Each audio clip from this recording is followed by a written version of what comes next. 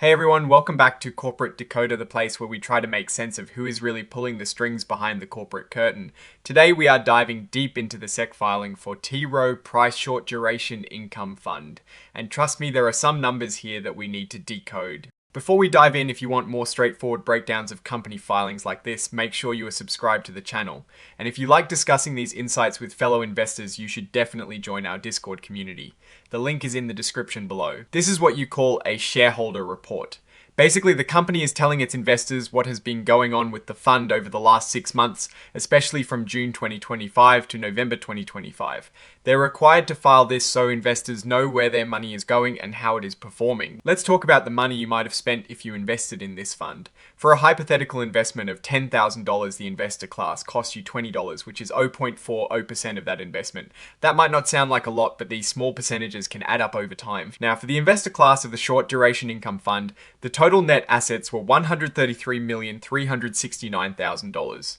This is the total value of everything the fund owns minus any debts. It tells us how big this fund is. It also mentions there are 636 individual holdings, so the fund is quite diversified. That is a lot of different investments to keep track of. The portfolio turnover rate was 36.0%.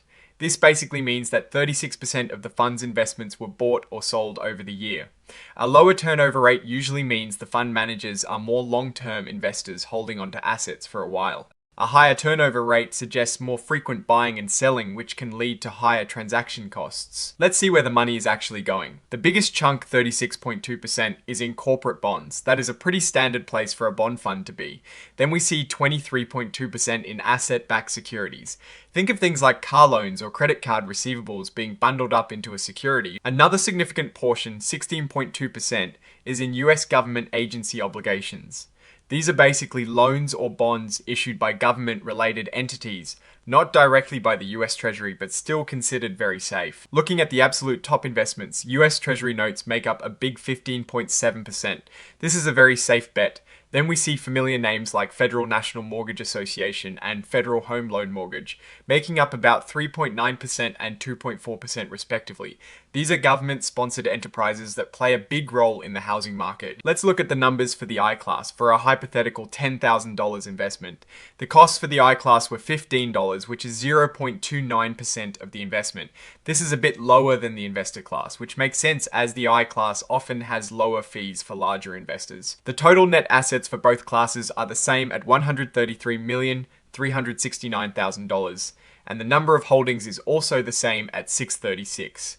This just shows that the underlying investments are the same, but the share classes have different fee structures. The portfolio turnover rate stayed at 36.0% for all classes. This confirms that the buying and selling strategy is consistent across the fund. Now, let's get into the nitty-gritty of the financials. This section shows us how the fund has performed over different periods. For the 6 months ended the 30th of November 2025, the net asset value, or NAV, per S-Share for the investor class started out at $9.44 and ended at $9.5. That is a small but positive increase. The total return for the investor class for this 6-month period was 3.09%. This means if you had invested $10,000, you would have seen a gain of about $309 over those 6 months. Assuming you reinvested all distributions for the same period, the I-Class total return was 3.15%, slightly better due to the lower expense ratio. The net expenses after waivers for the investor class were 0.40%. This is that cost we talked about earlier. For the I-Class, it was 0.29%, again showing the cost advantage for the I-Class. Now let's dive into the actual holdings. We see a lot of asset-backed securities here, making up 23.2% of the fund. This includes things like car loan trusts and auto receivables trusts.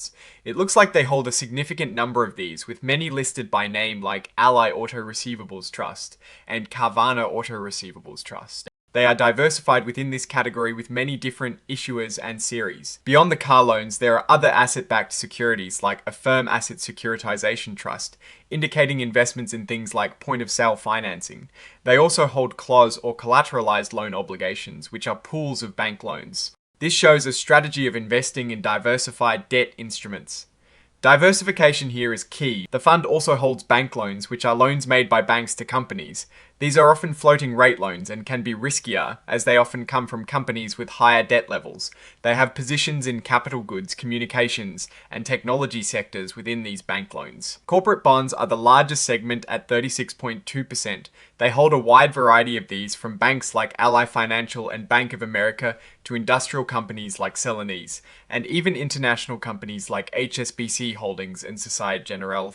This shows a broad exposure to corporate debt across different sectors and geographies. This section details their holdings in US Treasury notes.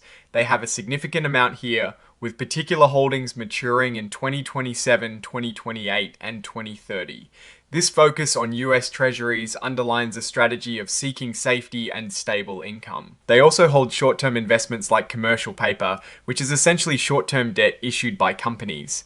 This is typically seen as a very safe investment for short-term cash needs. This part is interesting. The fund lends out its securities to other institutions to earn extra income. The collateral they receive from this lending program is invested in money market funds, which are very safe. This is a common practice for funds to boost their returns. Now, here is where things get a bit more sophisticated. They are using futures contracts, particularly on US Treasury notes and ultra US Treasury bonds. Futures are contracts to buy or sell a specific asset at a future date. Funds use these for hedging, which means reducing risk. They have both short positions, betting prices will fall, and long positions, betting prices will rise. On the asset side, the fund has investments worth over $135 million. They also have receivables and cash.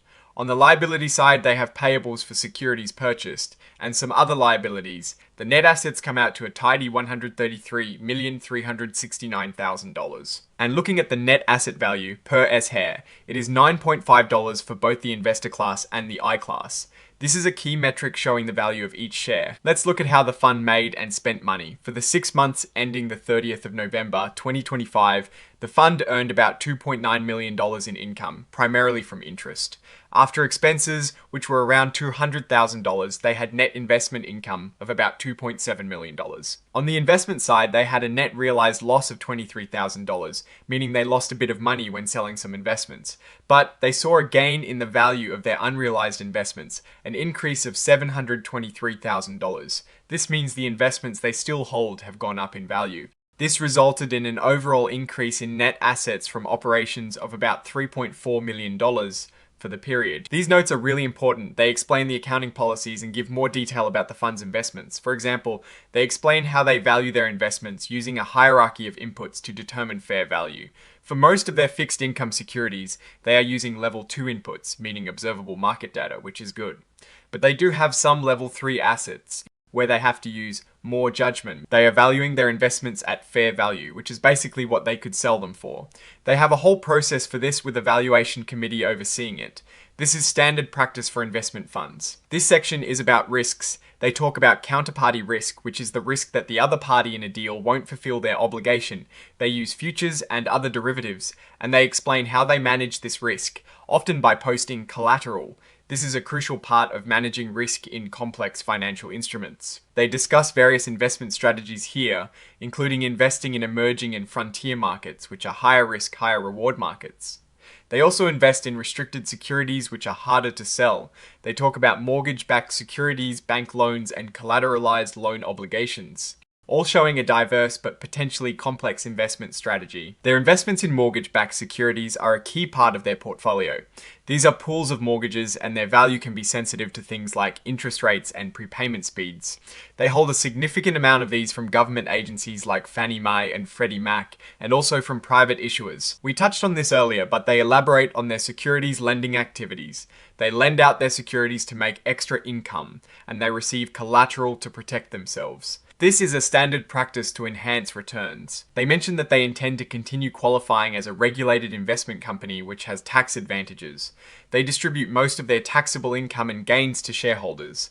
This is important for tax efficiency for investors. This is a big one. The fund is managed by T. Rowe Price Associates, Inc., and they have a management fee. They also have expense limitations in place for the investor class and the I class. This means the management company is agreeing to cap certain expenses, which is good for investors. They also invest cash reserves in other T. Rowe Price funds, which are considered affiliates. This is common in the fund industry. So, what is the big picture here? T. Rowe Price Short Duration Income Fund seems to be a well-diversified fixed income fund.